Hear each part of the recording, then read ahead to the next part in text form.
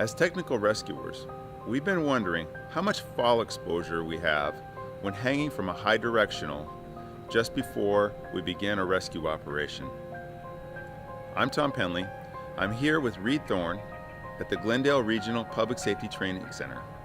We have rescuers from around the state, and today we hope to answer some important questions by doing drop testing on an Arizona Vortex with a 600-pound load to show just exactly what happens when we try to protect that exposure. You'll also see what happens when there is no protection and the main line fails at the worst possible time. Let's go take a look at it. In 2005, Reed Thorne and Ropestead Rescue conducted drop testing with a 280 kilogram mass at the edge transition on an artificial high directional. These tests used tandem Prusik belay and Sterling HTP low stretch rescue rope. The configuration was consistent with the British Columbia Council for Technical Rescue belay competency tests. Many drops were conducted over a 3-day period. When the main line failed with the rescue load at the edge transition, falls exceeding 3.35 meters resulted. In many cases, fall factor 1 falls were observed. This far exceeded the recommendation 0.33 maximum fall factor. A fall factor 1 situation with rescue loads is considered by most to be unacceptable. Ropestead Rescue set about designing a method to protect or eliminate this dangerous fall potential. So the question we ask is, what happens if you temporarily support the belay line in an artificial high directional? More importantly, what happens if the 280 kilogram mass falls on the high directional? As you see in this photo, the belay line is supported in a steel carabiner and Aztec Elite Pro set of 4s. This allows the belay line to be lowered to the edge as soon as the rescue load is lowered below that level. We wanted to know how the system would perform under worst case scenario conditions. So on January 18, 2012, Ropestead Rescue, Desert Rescue Research, and CMC Rescue combined efforts to perform drop tests onto the AHD and set of 4s with a 280 kilogram test mass. We set up an Arizona Vortex over an open shaft and configured the 280 kilogram test mass with sandbags. So again, we were testing the Vortex itself to see how it performed catching this sudden shock load. And we were testing the Aztec Elite Pro set of 4s. The Aztec set of 4s is rated to 36 kilonewton, but you kind of want to see how it performs in the situation with the shock load rather than a slow pull. This illustration shows a concept of temporarily supporting the belay line while the rescue load is at its maximum elevation transitioning the edge. You can see that a mainline failure at this point would result in a catastrophic fall, with the basket overrunning the rescuer. With the belay line supported, that fall will be dramatically reduced. It's important to consider the forces at the directional. If the rescue package weighs 600 pounds or 280 kilograms, we will see a corresponding 600 pounds at the anchor. However, in this case, we will also see roughly 900 pounds at the directional, because of course, that directional creates mechanical advantage. With the angle somewhere between 60 and 90 degrees, we are recording about 900 pounds of static force at the high directional. We did 5 drops. I thought it would be best to review the summary of each drop prior to watching the video. Drop 1 had a 280 kilogram mass and an Aztec set of 4 was the directional. In drop 1, the blue Prusik on the set of 4 was engaged. We saw about 25 centimeters of slippage of the 6mm Prusik on the 9mm rope on the set of 4s. After the test, it was noted that the sheath of the blue Prusik was damaged and core was visible.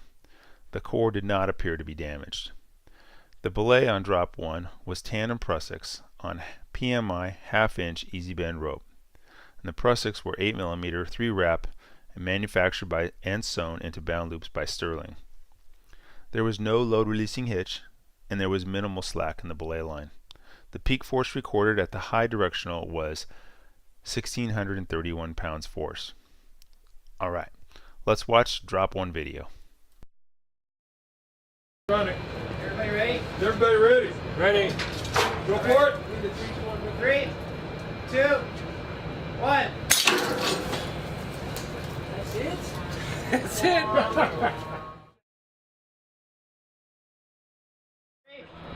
2, 1. That's it?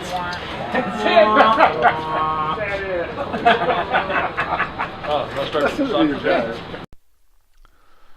Drop 2 was configured in a similar way to Drop 1, except we used the orange prusik on the set of 4 because the blue prusik was ruined. We noticed a little bit less slippage on the orange prusik. The theory is that there was less force on the orange prusik because it actually holds 1/4 of the load, where the blue prusik supports 1/3 of the load. The belay was tandem prusik identical to Drop 1 with minimal slack. Peak force was 1,807 pounds force. We assume that this was a bit larger than Drop 1 because all knots and components had been tightened during Drop 1. We did not retie and replace rope and anchors with each drop. So let's watch Drop 2 video. 1. Oh my gosh, it did it again. About the same. Look at the energy it absorbed. I'm What do we look impressed. like? 1. Oh my gosh, it did it again. About the same. Look at the energy it absorbed. I'm What do we look like, impressed. Tony? You didn't move at all. I am impressed.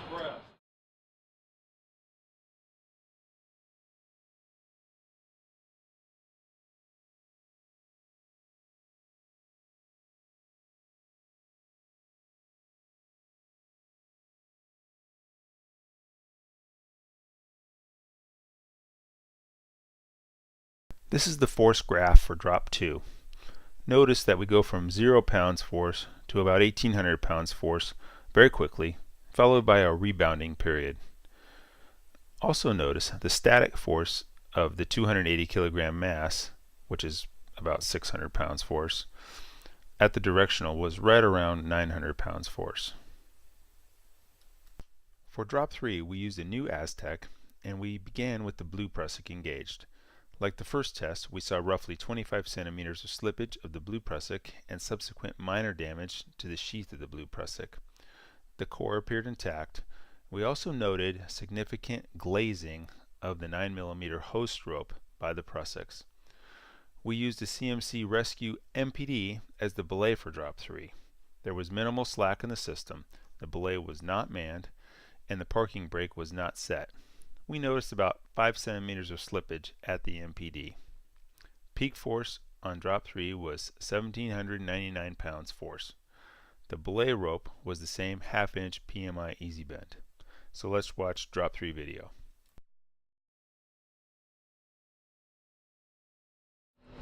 Here we go. 3, 2, 1. Nice. 3, 2, 1. Nice.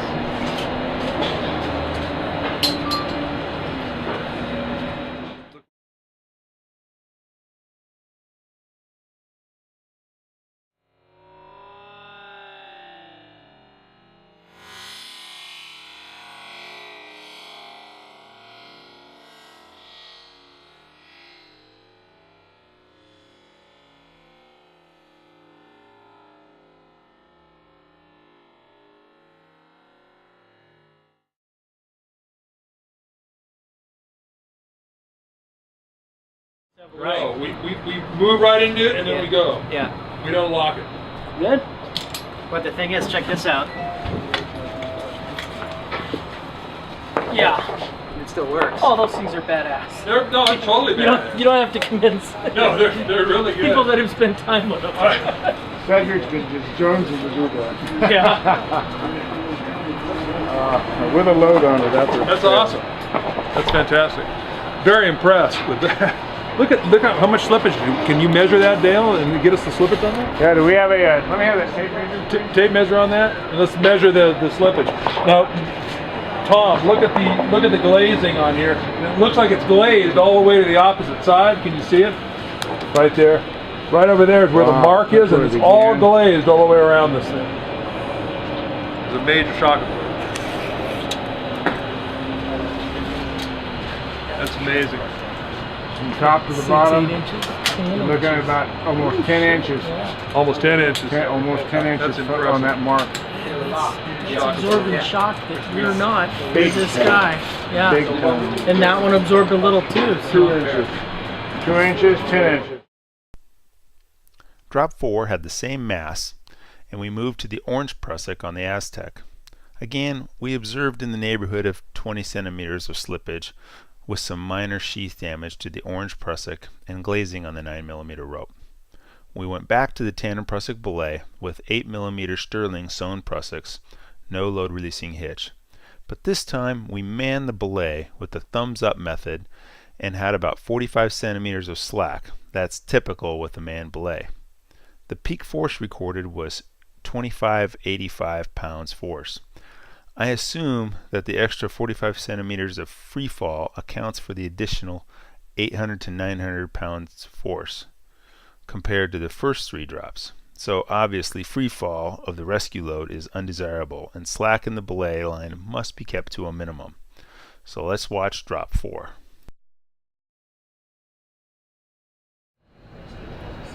Test is started. 3, 2, 1. Yes, sir. Oh, yeah.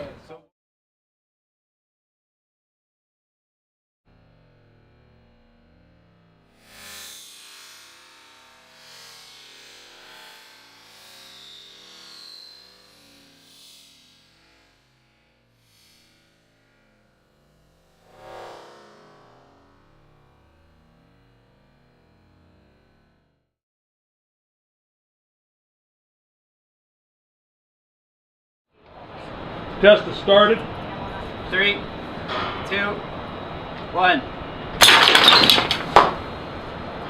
Yeah, that was like. Yes, sir. That's all. Drop 5 was different than the first 4 drops in that we removed the set of force from the Vortex head and connected the belay rope directly with only the carabiner. The belay was again tandem prusik 8mm sterling sewn and no load releasing hitch. This belay was manned with the customary 45 centimeters of slack.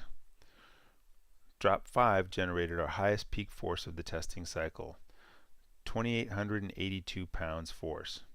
It seems safe to assume that the Aztec Elite Pro set of 4s absorbs a considerable amount of energy in this configuration. With this worst case scenario of 280 kilograms on 3 meters of rope, some energy absorbing is a good thing. Let's watch the drop 5 video.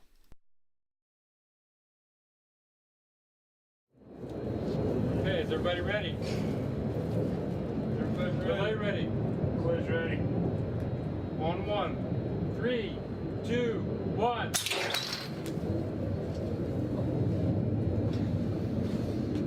don't think that peak force is that much. Well, they said something that bar yet. How was that, Jason? You know. 3, 2, 1.